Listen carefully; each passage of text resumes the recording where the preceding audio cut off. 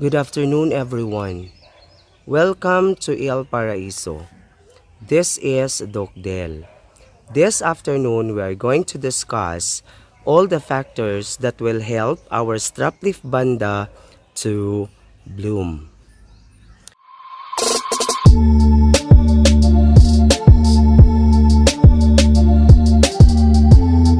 But before that, for those who are new in this channel, I want you to subscribe and then hit the notification bell so that if I have new videos relating to growing and cultivating orchids, you will be notified. The first factor to consider is the light. Since strap leaf banda, they need enough sunlight for them to be able to process food. That's why these orchids, they have to be placed in a bright environment so that they could be able to receive an ample sunlight that is necessary for food processing. At Il Paraiso, I am using is 60% filtered sunlight so that this could help the strap leaf banda to produce more flowers. This is the very reason why most of the strap leaf bandas at Il Paraiso, they are now producing spike because the amount of sunlight that they received every day is enough for them to be able to process food.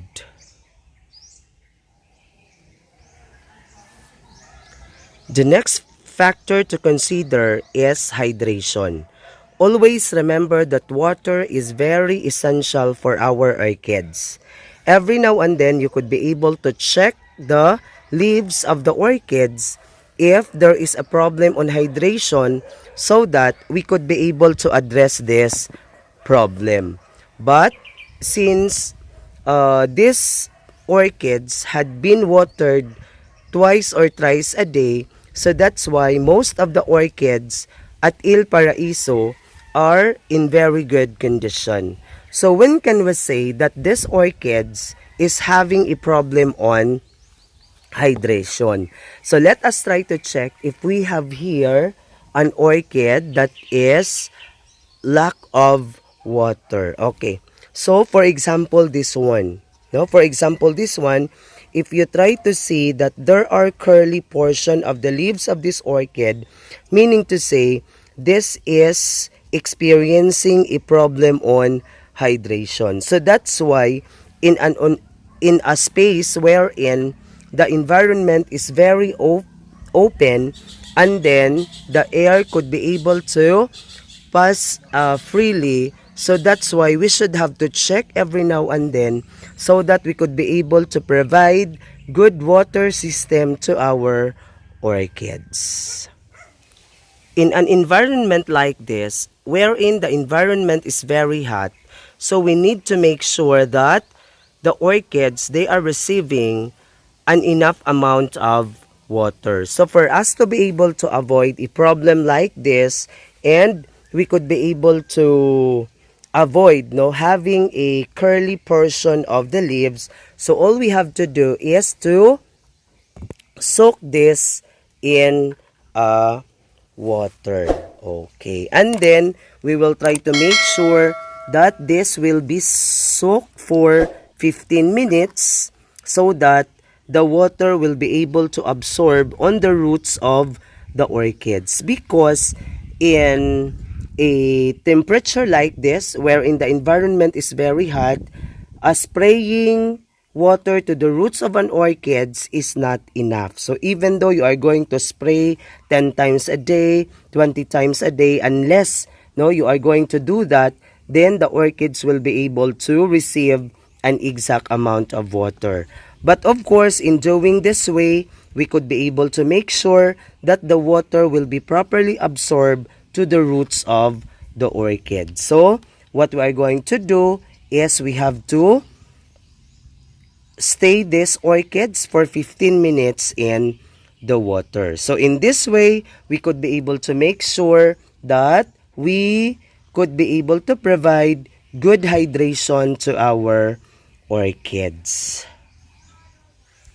third factor to consider is the rooting system. Okay, so make sure that the orchids are having a healthy rooting system because healthy roots could help the orchids to provide good blooms. Okay, so for example, like this one, okay, so this is one of the huge strap leaf banda I have here at Il Paraiso.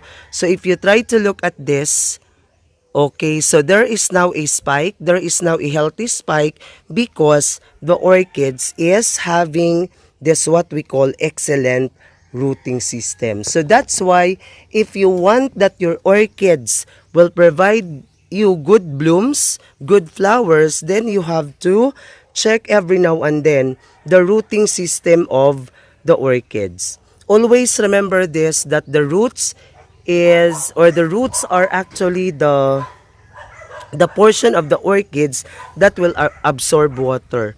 So we have to make sure that this is very healthy so that the orchids will provide good flowers or they will provide good blooms for us. Okay, so this is the third factor that we have to consider for us to be able to make sure that the orchids will give us good flowers. So try to observe the rooting system of the orchids at Il Paraiso. They are all excellent because every now and then I will make sure that the roots will be checked every day, every now and then, and so that we could be able to make sure that someday they will be able to provide us good flowers. The next factor to consider is the application of the fertilizer. Here at Il Paraiso, I usually provide them fertilizer once a week.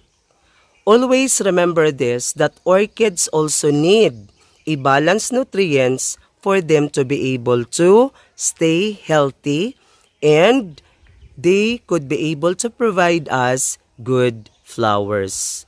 So, before, I am using an aggressive feeding tree, but because it is very difficult nowadays to order an aggressive feeding tree online, so that's why once a week, I only provide them a balanced fertilizer. Okay. So, balanced fertilizer, that the NPK is 20-20-20. So, lately, that is the fertilizer that I am using for my orchids here at Il Paraiso. Once a week as well, I used to apply them a pesticides or insecticides so that we could be able to make sure the healthy condition of the orchids. And aside from insecticide, I also apply once a month a fungicide so that we could be able to avoid these orchids will be affected by or infected by a fungus. So that's why as to the giving of fertilizers, they are giving or they are provided a balanced fertilizer once a week, and then pesticides as well has been given to them once a week, and then fungicide, it is given to them once a month. So actually there was one who requested on how I apply a fungicide to my strap leaf bandas. So please keep in touch because next week I will be applying a fungicide to my orchid. So I hope that you would be able to be guided, and so that it will help you in maintaining the health condition of your orchids. The last factor to consider is the maturity of our orchids. There are orchid growers na madaling ma-discourage because the orchids is already with them for several years, for a couple of years. However, at that very moment, hindi pa sila nabibigyan ng bulaklak. So that's why we have to make sure that one of the things that we have to consider is their maturity. Though there are orchids which are not that huge, however, they are now giving a flowers to the growers. Maybe because it also depends on its variety. So for example, the Rinco Stylis variety, no, they are typically small, but they could now be able to provide flowers. So that's why orchid growers do not be discouraged if your orchids at this very moment ay hindi pa sila nagbibigay ng mga bulaklak sa inyo. It might be that they are too young to produce flowers. They are too young to produce buds or spike. So that's why all you have to do is to have an extra mile. You have to have an extra mile. You should have to have an extra care, extra mile for them, so that they could be able to provide you flowers. So I hope that this afternoon I already imprinted another experience to the orchid growers, and make sure that the 5 elements or the 5 factors that I am talking this afternoon will be able to guide you so that your orchids, especially your strap leaf banda, will provide you good flowers. Thank you so much for watching. God bless. Bye-bye. And stay safe always.